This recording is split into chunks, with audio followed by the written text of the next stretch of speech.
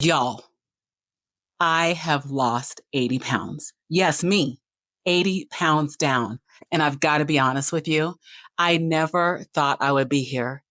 Back in April of 2024, I started on a weight loss journey, and I could imagine at that time losing 30 pounds, maybe 50 pounds, because I had been there before, but never did I imagine that I could actually lose 80 pounds. But here I am.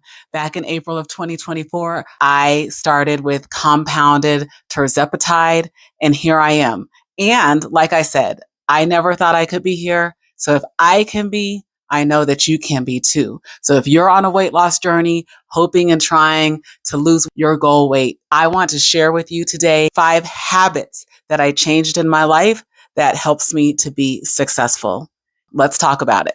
Before I jump in today, just a quick note. I am not a medical provider, nor do I pretend to be one on TV. I am simply sharing my journey with weight loss on a GLP-1 medication, more specifically compounded Tirzepatide, in hopes that this may inspire or help someone else on their journey. Always check with your own doctor before making any changes to your medication or routine. The first key to my success is moving my body in a way that works for me. People are often surprised when I tell them about my workout routine. I don't run. I don't do HIIT.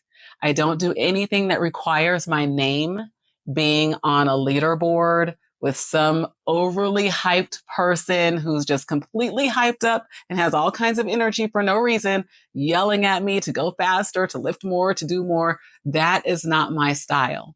But if it is yours, I highly encourage you to continue to do that. So what do I do? People are often surprised when I tell them that my workout routine really consists of 2 elements. One of those being strength training. I lift heavy stuff and I absolutely enjoy it. I do this 3 to 4 times a week on average. This week I've only gotten in 2 and I actually need to work out tonight. So I'm going to make sure that that happens. But I lift things and I didn't start off. I actually started out my GLP-1 journey with strength training routine. At that time, I wasn't lifting anything. I was just doing body. I shouldn't say just. So I'm going to adjust my language there. I was doing body weight exercises mainly until I got my strength up where I could lift things that are heavier. And so that's where I am now. The other key to my success as far as movement is concerned is walking. People don't understand how beneficial walking is, especially when you can do it on an incline. Now, in the summer, I primarily walked outside and it served really 2 purposes. I could relax and ease my mind while I was walking, but I could also get in some of that exercise. And then I would see people that I knew or began to know just by passing them or waving at them on the trail. And that was good for my social. Now that it's a little bit colder and I live in Colorado, and I'm not a cold person. I know. I live in Colorado. So now I'm primarily walking inside on a treadmill, but what is king or queen in my case about a treadmill is that you can do it on an incline. And I'm telling you, walking has been so beneficial for fat loss. There are all kinds of studies on how walking is the best exercise to burn fat. So look it up because walking is definitely queen. What is your favorite way to stay active and moving your body? Are you a lifter? Do you like to walk, run? What is it? Leave it in the comments. Number 2 is eating in moderation, not perfection. What do I mean by this? Protein, water, and fiber are key in my eating and nutrition routine. I try to always eat those things first before I eat anything else. Another way that I make sure that I'm getting in my protein, water, and fiber is, as you would see in an earlier video of mine, is yes, I track my food. I do this to make sure that I am getting the proper amount of macros in my diet each day while remaining in a calorie deficit.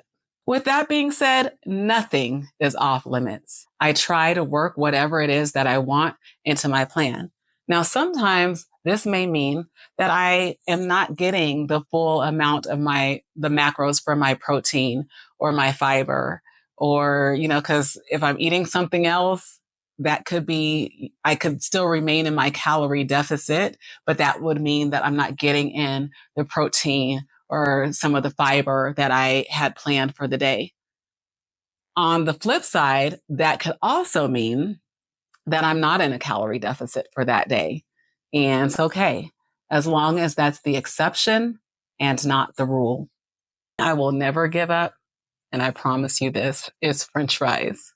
Now I can have a few, 1 to 5 instead of the whole bag, and I can be okay. Or I might try to find another more healthy way to make them. Like, one of my favorite ways is to make French fries in my air fryer using avocado oil. So that's another way that I might find to enjoy a snack that I like. What are your non-negotiable, meaning you're not going to give them up foods? And how have you found a way to enjoy them in moderation? Please put it in the comments below. 3, water. Water is absolutely the unsung hero in a weight loss journey. Water keeps everything moving. It helps with your digestion. It helps with your muscles. Your muscles need water to contract and to grow. It helps with hunger. Sometimes I found out that I wasn't really hungry. I was just thirsty. So definitely to make sure that I am always drinking at least 90 ounces of water a day. On some days I get more, some days I get a little less. And sometimes I'll put something in my water. Now, I'm not a person who really has a lot of trouble with just drinking plain water. But as I've been on this journey, I've also learned and realized that if you're mixing something in with your water, that is absolutely okay. Mix it in, get your water in. Number 4 is the longevity mindset. You got to play the long game. When I first started this journey back in April of 2024, I had at least 100 pounds to lose.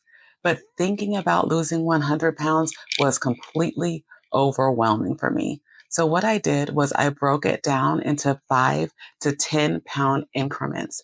Those were my mini goals along the way. So at first, to reiterate, when I first started, my goal was to lose 5 pounds, then 10 pounds. And I really rewarded myself with non-food related items every time I lost 5 pounds. Now it's every time I lose 10 pounds. But really starting off at that 5 pound mark helped me to keep going and helped me to stay focused on just losing 5 pounds, which was a lot easier to handle and to think about than losing 100 pounds at once. So what I did, again, I rewarded myself with non-food items like workout wear, fitness gear I was really into. Sometimes I would do a food item if it was more of a health food item, like a new protein shake that I wanted to try out, or Sweet Sweat, which I'll talk about later. I am not sponsored by any of these things. And I know one time I rewarded myself with a tape measure by Renpho, and it was the electronic tape measure. I really liked it at first, but it stopped working pretty soon after I got it. So I use a regular tape measure now. And I just log my points. I still use the Renpho app to log the measurements, but I use a regular tape measure now. I also really enjoy spa treatments, so manis, pedis, also massages are good ones. Just anything that is going to make you feel good and successful on the way. Now that I've lost over 80 pounds, though, I will say that I'm much more into clothing and things than I used to be when I was 80 pounds heavier. So now I do buy and reward myself with clothing items. And so also, not only because I'm rewarding myself, but because I've lost so much, I actually need clothing items now. I try to keep it cheap. We'll talk about that in another video. How do you reward yourself for your accomplishments? I think it's super important that every now and again, we pat ourselves on the back.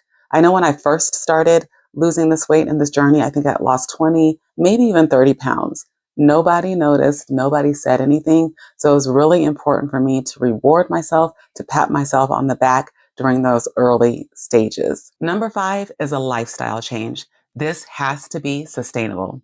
I wasn't just trying to lose the weight. I was trying to let go of habits that don't serve me anymore. What I'm doing now needs to sustain me for the rest of my life. So what I'm doing now needs to become a part of my life as a lifestyle change, like working out, the way that I eat, making sure I get good sleep, great water. All of that stuff is stuff that I can do for the long term. I've lost 80 pounds. So what's next? What are my goals moving forward? I have about another 20 pounds of fat to lose. And I specifically say fat because not all weight loss is the same. I really want to prioritize my body composition. And that means losing fat and not muscle. That could also mean that I'm losing at a slower rate, which is fine.